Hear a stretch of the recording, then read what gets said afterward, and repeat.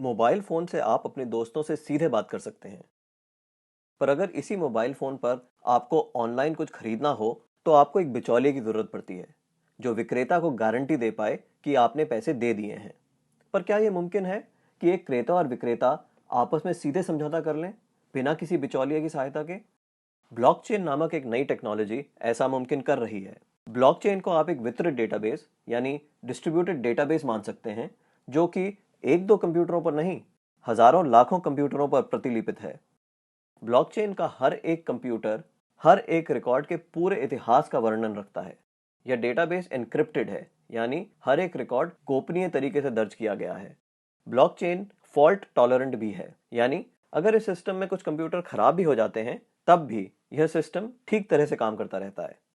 Blockchain database एक सार्वजनिक बही खाता यानी पब्लिक लेजर है, जिसमें कोई भी नए समझौते या रिकॉर्ड को दर्ज करने के लिए कई सारे साझेदारों की स्वीकृति की जरूरत पड़ती है।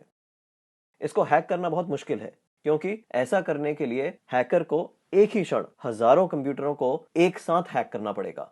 यह कारण है कि हम ब्लॉकचेन को एक सुरक्षित टेक्नोलॉजी मानते हैं। ब्लॉकचेन का पहला प्रयोग हुआ था 2008 में, जब बिटकॉइन नामक एक डिजिटल मुद्रा का आविष्कार हुआ। बिटकॉइन मुद्रा किसी देश, सरकार या बैंक द्वारा नियंत्रित मुद्रा नहीं है, यह एक डिजिटल मुद्रा है। अधिक जानकारी के लिए आप बिटकॉइन को गूगल कर सकते हैं। केवल मुद्रा या पैसे से संबंधित प्रयोजन के लिए ही नहीं, ब्लॉकचेन का प्रयोग कहीं भी हो सकता है जहां पारंपरिक रूप से विश्वास, भरोसे या गारंटी के लिए एक बिचौलिए की जरूरत है। जैसे वह सभी सौदे जिनकी आज नोटरी पब्लिक या किसी सरकारी संस्था को पुष्टि करनी पड़ती है। मान लिया जाए कि आप एक मकान खरीद रहे हैं।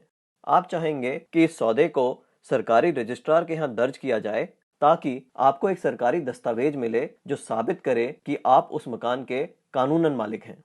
पब्लिक रजिस्ट्रार केवल इस सौदे का एक सबूत दे रहा है, और ऐसी संभावना है कि भविष्य में पब्लिक रजिस्ट्रार का काम ब्लॉकचेन टेक्नोलॉजी कर दे, क्योंकि उसमें दर्ज सौदे की भी उतनी मान्यता होगी जितनी आज रजिस्ट्री सर्टिफिकेट की है। सार्वजनिक होने की वजह से इसमें घपले की संभावना भी कम होगी। ब्लॉकचेन टेक्नोलॉजी के उपयोग के कई और संभावित उदाहरण हैं। जैसे किसी सरकारी योजना के अंतर्गत यदि एक गरीब आदमी को कुछ वेतन मिलना हो, तो ब्लॉकचेन टेक्नोलॉजी से उसको वह रकम सीधे उसके मोबाइल फोन पर दी जा सकती है। या अगर किसी प्राकृतिक आपदा से ग्रस्त लोगों को नुकसान भरपाई करनी हो, तो उनकी सहायता राशि सीधे उनके मोबाइल फोन पर दी जा सकती है। इससे भ्रष्टाचार भी कम होगा। शिक्षा में भी ब्लॉकचेन का इस्तेमाल हो सकता है। कागजी डिग्री के बदले छात्रों को ब्लॉकचेन आधारित डिग्री दी जा सकती है। इससे जाली डिग्री की समस्या का भी समाधान हो सकता है। ब्लॉकचेन उन टेक्नोलॉजी में एक है जो 21वीं सदी की अर्थव्यवस्था में बहुत बड़ा परिवर्तन लाने की क्षमता रखती हैं। आपको ब्लॉकचेन टेक्नोलॉजी में क्या नया हो रहा है, इस पर नजर जरूर रखनी चाहिए।